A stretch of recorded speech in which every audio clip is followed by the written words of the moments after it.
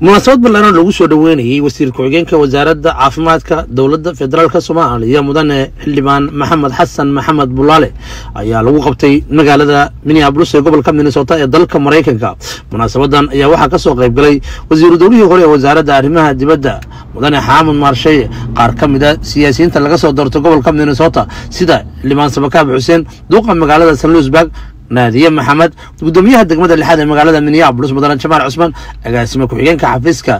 اللي بند إلهان عمر علي عيسى علي جني حكاميها دقراقة من الدون كقبل كأوضل علي بحر أقوى يهنو فنانين يبرشاد الصومالية قيبه هذا كردوان يقول مان تود سموله أسودوي وسير بلاله سودو ومقالة مدحض الصومالية ومقالة تتكون أحسن يا الصومالية أي محاكورة هذا ay dadku soo dhaweeyaan soo dhawo waxaan sidii dadkii oo dhan ay isku raaceen ama aynu u joogno ama u nimid aan soo dhaweynaynaa wasiirkeena qaaliga ah waxaan ku waalinayaa Soomaalnimada ka baqanina ninna uga baqanina Soomaalnimada ka baqanina ilaahay markii hore Ugandis wuu inaga dhigi karayay Tanzania wuu inaga dhigi karayay Soomaali wuu inaga dhigay gudoomiyaha oo la fahmaad cilmiya taariikhda siyarta ay dhiirigelintaas wax muhiim ah si gaar ah loo taabanaysay annaguna waxaan leenahay hal codeey hadana muusbadka maanta ka qayb galay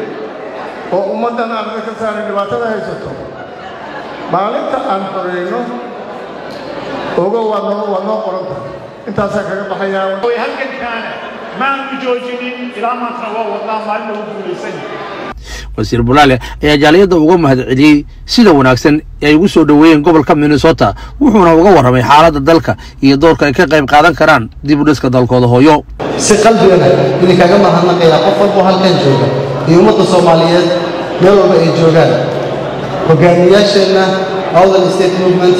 Awdal State iyo guud ahaan siyaasiyiinta halkan joogta ee dadaalaysa ee gobolka ka soo jeeda waxaa idin leeyahay كدولة بهان وأديهم نهاي وأنا إذا جرب تاجنها قفل بق وكشقينا من مدى يهرمت قبل كاس وحضرنا يا قبل كان الماضي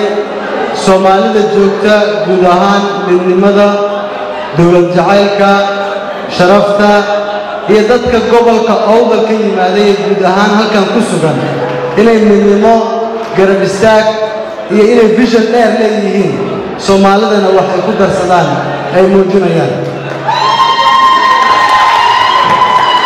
dhanka kale wasiirka ayaa dul istaagay baahida caafimaad ee dalka ka jirta iyo sida ay uga qayb qaadan karaan jaaliyada Soomaaliyeed ee ku nool gobolka Minnesota waxyaabaha ugu daran ee dadkeena haysta waxaa ka mid ah kiliya safaynta Soomaaliya haddii kiliyaha qof fadhiistaan culays ay ahaan jirtay بالأسبوع والمقفة وإنه بحياة دايلاسيس كما كو سمينا يوم لعك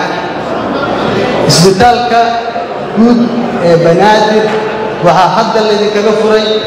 إلهي أنه كان مصري صوماليا وكلمة الوحكة نقطة إن كلمة السبلاشة لعك الآن دولة يوسف فيليسو دون سمينا يسو دايلاسيس wasiirka ayaa jaaliyada Soomaaliyeed salaan uga waday madaxda dalka sida madaxweynaha gudoomiyaha golaha shacabka iyo ra'iisul wasaaraha xukuumadda dan qaran